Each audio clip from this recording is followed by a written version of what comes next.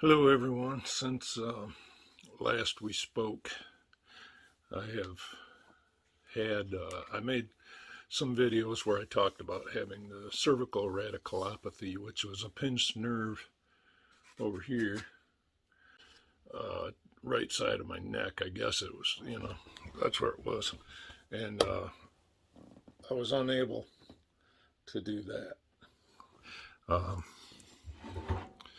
I was unable to pick up a cup of coffee. But now it's a piece of cake. It's a lot easier than it was. I've since had surgery. See if I can zip in on this bad boy. And where they went in over here and they cut me, and then they pushed my throat out of the way, and they went in with little grinders and cleaned out all of the little spurs and arthritis and everything that I had going on in my neck, and cleaned that all out. Doctor told my mom that it took them over an hour just to clean up the debris that was in there. So there we go. So anyway, they removed my discs that were affected, what was left of my discs, because literally there was just, little wedge shaped slivers on the side, because my neck was, it's supposed to be arched that way, and it was arched that way because, and my posture was really bad and everything. And so they pulled out my old discs, and then they took some cadaver bone and they grew some more bone somehow off of that. Now, I'm not a doctor or a scientist, so therefore I have no idea. But anyway, they got this new bone and they shaped it and put it in where my old discs were, and then they did what they call a caging, where they put a thing around it that holds everything in, and then they put screws into it, and I'll show you a picture right here of that. This is my new neck. Lots of hardware in there. It's titanium, so I guess I won't, if I get an MRI or something like that, I won't, stick to the machine. And supposedly I won't set the metal detectors off at the TSA at the airport. So, but I have the picture in my phone just in case, if I have to answer a question or something, I can show them the picture. But anyways, doctor said everything went really well, and this is I had my surgery on March 16th, and I don't remember exactly what time it was. They got me all ready, put an IV in my hand, and I put the fancy clothes on, and they rolled me down to the operating room, and I went in, and I remember looking around and seeing all the equipment and all of the nurses and people that were going to be involved. They put a mask on me, and the next thing you know, I was in a hospital room, and I wish that I would have felt like I was asleep, but you're not there. You're totally unconscious. And when I woke up, I had a IV with morphine, I guess, going into it. So lots of painkillers. I was not uncomfortable the entire time I was in the hospital. So I was worried about that.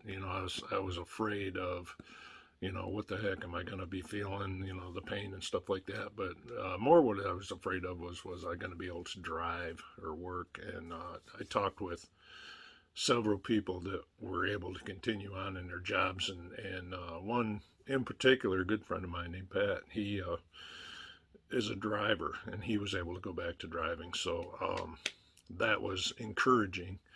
And so from that point on, I wasn't afraid anymore. You know, I wanted to get the surgery and get it over with, because you know my use of my arm was so limited, and I couldn't do that.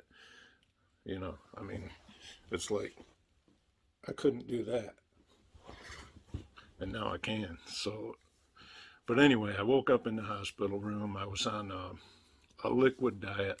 My throat, because they had pushed everything off to the side. Now, the reason they did it on this side, the right side of my neck was bad, and they did it on this side because there's nerves that run down the right side of your neck that affect your vocal cords.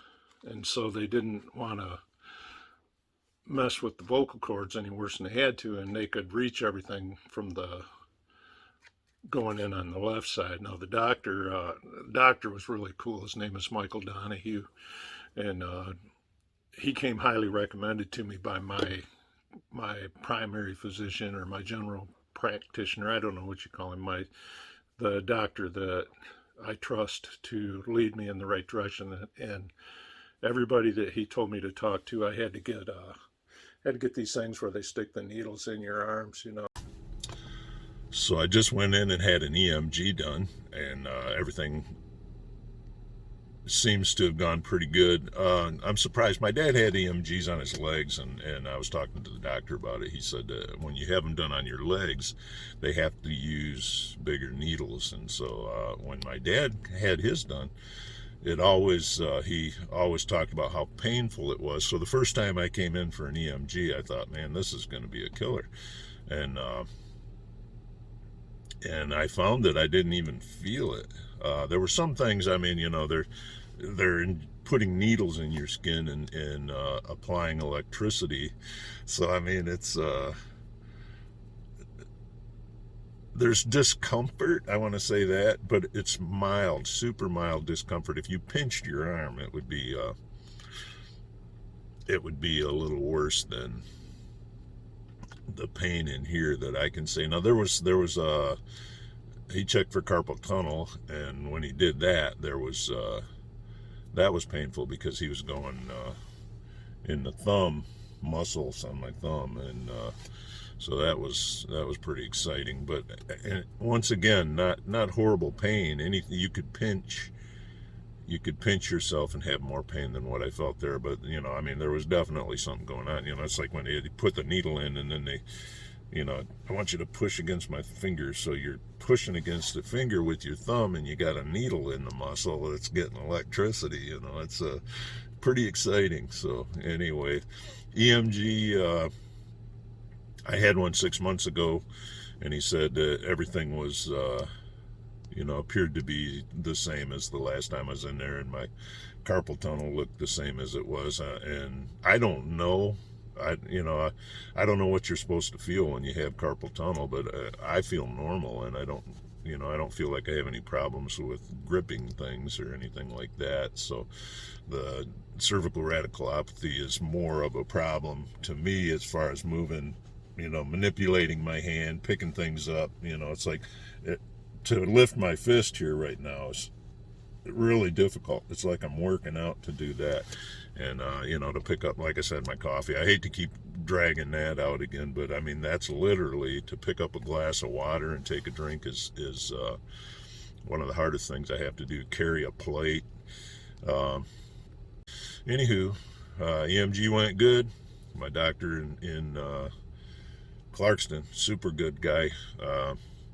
He wasn't real enthused about being on YouTube, so and I have no problem with that. I certainly respect it. He's a great guy, just a great guy, and so that's not a problem. But very professional, and he's just so cool.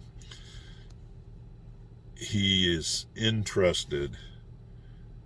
He's not just going through the processes, you know, putting it hook up the machine, get the information, and take everything off again. He's interested in what's happening, and he's interested in, as he's doing the procedure, to see what kind of results he's getting, and you know, stuff like that. So it was really cool. he didn't want to be on camera, but he did let me shoot his machine. So that was pretty cool. Interesting job, I think, you know. He was genuinely fascinated with his job, and he didn't enjoy the pain aspect of it, but he enjoyed seeing the result of his work, you know, to be able to, like, he could touch my hands, you know, of course, sticking needles in them and make my hands move and stuff like that. So, I mean, that was really weird because with my situation, with the nerve pinched, and thank God it didn't happen on both sides. I would have been paralyzed from the waist up, you know, other than I could have moved my head, but I couldn't move my arms. And I at least had my left hand. So, and that became, believe it or not, it became my dominant hand. I can shave, brush my teeth, everything with my left hand. So it took over for me and did the job there. But anyway, because this was pinched in here, there was no signal going from my brain to my bicep on my right arm to tell it to move. So when I went to, you know, to do this, there was no signal telling my bicep to move. So just the muscles on the back of my arm and the sides, which are designed to do this and this, and you can see, you know, the atrophy where the muscles are going to have to build back up, but there was nothing telling my arm to pick it up. So I couldn't pick up a cup of coffee. And it was the strangest thing because I can climb up in the truck. You know, I'm a truck driver. If you're not a truck driver, you're not aware of the content of most of the content of my page anyways, or my channel. I drive a truck, tractor trailer, 18-wheeler. I could climb up in the truck. I could do everything in my job, but I couldn't pick up my coffee and take a drink, you know. So, I mean, it was very strange. And so anyway, after separating the vertebrae and, you know, putting new material in between them, and I guess I'm an inch taller now. I haven't measured that, but I will say one major benefit was I went from 274 to right now I'm 259, and I'm gonna get that down. So that's a good thing. So if you have a cervical radiculopathy or pinched nerve in your neck that's going to require surgery, fear not. Okay, I woke up after the surgery. My throat was a little hard to swallow, so they had me on the liquid diet after that because my throat had to literally go back into work its way back into place. You know, I'm sure he probably pulled it back as good as he could, but swallowing food, that took a few days of swallowing things to get my throat to work back into the position that it was. And so it took a few days before I got back onto solid food, or, you know, food that I wouldn't choke on. And this thing here is pretty handy. It's got this one here. You can pull it out and you can turn it and it'll go up high. And so, I mean, the first few days I was like this, and I came home, I sat in the chair, and I have a big overstuffed recliner, which was really cool. It was the perfect thing, and you know, I put a pillow behind my head, and I just sat there for like 3 days, afraid to move. You know, I mean, I would get up and do what I needed to do, but I pretty much stayed in that chair, and I was afraid to do anything with this. And they put it was interesting. They put, instead of stitches or anything like that, first off, he made the incision in a natural line in my throat. You know, I'm an old coot, so I have some flaps on my neck, I guess. What do you call it? Chicken neck or whatever. So anyway, he cut it into a natural line, and then when they sewed it up, they put like a membrane. It was like a round membrane over top of it. They stuck a tube in it so it would, because it had to drain, it would heal. He said it would heal faster if you put this tube in it. So they inserted the tube into the wound, and then they put this round membrane over top of it, and they very neatly put the skin back together, and that membrane actually held the skin. And that was my stitches, instead of having staples or stitches in my neck. And literally, with that tube letting the stuff come out, you know, it looked like, I don't know. I don't even know what to compare it to. I guess red yogurt or something like that. And anyway, like, you know, yogurt like you would drink, not yogurt that you would eat out of a cup. But it was just thin, and it wasn't disgusting to look at. It's just weird, you know. Anyway, so anyway, that came. My neck healed up. They told me no shower for 3 days, you know, which, you know, whoop-de-doo, I'm sitting in a chair and not doing anything. And I showered just literally before I left the house to go down for surgery. So, you know, I was clean when I got there. And I was in the hospital for 2 days. They because I had four, I had four fusions. So I have four of those little apparatuses in there, and you know, he repeated the same process 4 times, C3 through C7. And so, as you saw in the X-ray, I'll put that back up here right now so you can see that again. So I had that much work done. They thought it was best to keep me 2 nights in the hospital instead of sending me. Now I have a friend that just lives down the road, and she had 2 done. And they did that outpatient, and she went straight home. So that was encouraging too, to be able to talk to her and see what she was going through. And you know, seeing pictures. Her husband's a good friend of mine. We used to run together, and he posted a picture of her sitting on the couch watching TV. So that was pretty cool, you know, to see that she wasn't falling apart, you know. And like I told people I had to wear this or my head would pop off to the side, you know, I'd just flop over. So not like that at all. I actually, when I showered, they gave me this one to wear in the shower, and it's like rubber, and it's not soft though. It's very firm. It's just waterproof. So anyway, they give you this. They give you one of these with the big hole here, so you can, you know, you want to hold a cigarette up there.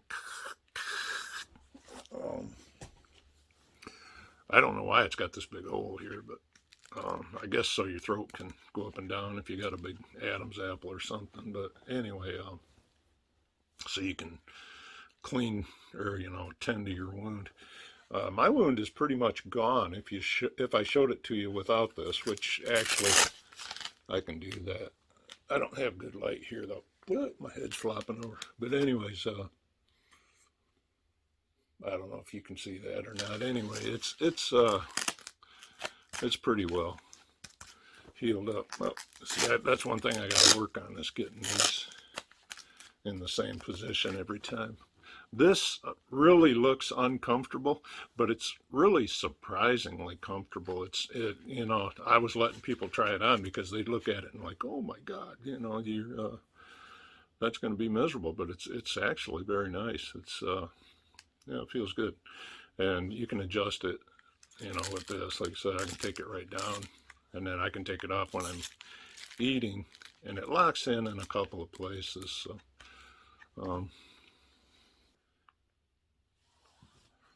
I'll give you the whole deal so you can see. It's padded quite nicely. I'd have to say the beard is getting a little uncomfortable, and down in here it's starting to get uncomfortable. I find myself waking up in the morning and it's laying on the floor next to the bed, you know. So during the night I have a tendency to take it off here lately, which I'm not liking. But anyway. One thing I would recommend is, I mean, look at this mess here. Get a haircut before you go in and get your surgery, okay? Because you're not going to get a chance to get one, depending on how many you do, obviously. But, you know, I've been off since March 16th. Today is April 11th, so I've been off nearly a month, and with the same haircut that I went in with, and that's a big deal to me. So anywho, Uh, Cervical radiculopathy, it's not, you don't have to fear it. This looks horrible. I look like, but it's really not bad. Um, I don't wear it all the time now. When I take a shower now, I don't use the rubber one anymore, and I don't need it necessarily. Now, after, I could leave this off for an hour. Like when I eat now, I take it off most of the time, depending on what I'm eating. If it's a big meal, um, it's just easier to eat without the collar on. And like I said, I can peel it off, and at this point, 3 weeks out, I can take a shower. I got good range of motion. Um, you know, it's just going to be a matter of time, and I'll be back to work. Back to I don't know if I want to shoot the rest of this without it, or with it, or without it. But it's don't be scared if you got to have it. Like I said, I woke up. I went to sleep. I went into the operating room. No pain on the way in. Of course, I mean, it's not comfortable anytime they're sticking a IV in your hand, but once it's in, whoop-de-doo. And like I said, they put the mask on me, and next thing people said they talked to me. I don't remember it. The morphine was, they had some wallpaper. I'll put some pictures up of that right now. Some great wallpaper of some trees. It was kind of a three-dimensional, almost like the trees were in the fog. Like I was in a bed in the forest or in a yard, and it was foggy, and there's trees in front of me, and then there was a big board, and it looked like the board was going up and down slowly. So but I had zero pain. I was not uncomfortable. I mean, allowing people to help you, that's kind of a weird thing in the hospital. But the nurses there, I went to Ascension Hospital in Rochester, and the nurses there, they were second to none. They I mean, you push the button, and they just, I mean, they didn't come running because they knew I wasn't in a life-threatening situation, but they came as quickly as they could, and they saw to it that I was comfortable. I had to I had to pee in one of those urinal things, and my neck's like this. I'm laying in bed, and I can't see uh, what's going on down there. So it's like, you kind of hold it in there in the hopes that you're not wetting your bed at my age. And then, I go for a minute, and I stop and hold it up and look at it and get it back down there and go again, because I couldn't see. I didn't know how full it was. And, I'm under the influence of pain-killing medications, and I just didn't want to create a situation, I guess. So anyway, that was a little humbling and unique, but you get used to that in a hurry. And everything else, I was kind of on a liquid diet, I guess, for a couple days before that. I'd cut way back on eating, so I didn't have to worry about anything else. And anywho, that's kind of where I'm at right now. I've been out a month. They say another month to go. He said 7 to 8 weeks before I'd be able to drive again. We'll see that. So, and then this time I went in for my 2-week checkup, and he said, okay, everything's looking good. We'll see you in a month, and then we'll start physical therapy. And I'm like, dude, you don't understand. I don't have a job where I'm, 8 hours a day, and then I drive, 10 minutes and I'm at home. I drive an hour to get to work, and then I'm gone for a week or 2 weeks. And then I come home for the weekend. I'm not even home during the week. So it's not like it's real simple to just run out and do physical therapy. So it's like, show me what to do so I can do it while I'm out on the road. But I got to get back to work. The judge says I got to be there. So Um, this is another cool part. Okay, these are hospital bills, man. This sucks. You know, they are coming by the truckload. Anyway, see, Dr. Donahue, I wish I could remember how to say his helper's name. Her name was Dr. Sarah, and oh my God, whoa, she is. Let's say she's very easy on the eyes. Really nice, very nice woman though, and really smart. She came in and talked to me a couple of times while I was up in the hospital, so that was pretty cool. To I guess you expect a woman that looks like her to be the wife of the doctor, not the doctor himself. So anyway, kudos to Sarah.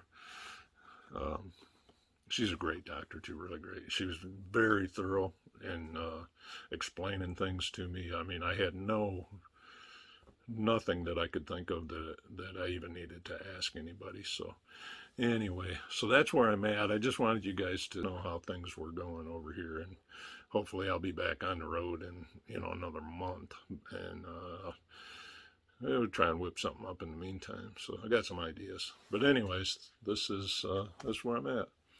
Just sitting around the house. Like I said, I slept in the chair for about 10 days, and then I kind of got tired of that. And so I moved around at that point. I went from the chair into the bed, laid in the bed, and 2 or 3 hours in there, and then I'd get up and go back to the chair. And after a while, it just got to the point where it's like it was more comfortable to be in the bed. I laid in the bed. I slept in the bed all night, and my neck was hurting a little bit, and I thought that I had damaged something. I got in and talked to the doctor, and they took some x-rays, which they were going to do anyway. And he looked at it, and he says, no, everything looks good. So, he says, you're doing great. So he said probably the collar is more of a contributor to the discomfort that I was feeling than laying in the bed. So, and now, like I said, I wake up in the morning and I've got the thing pulled off and it's laying on the floor. So, if you got to have it done, it ain't that bad. They give you the painkillers to come home on. I was off of those in like 3 days. I think I lasted on that, and everything after that I could take care of just by keeping this on. Number one, I've been real good about keeping this on while I'm awake anyway, and so I think that's contributed a lot to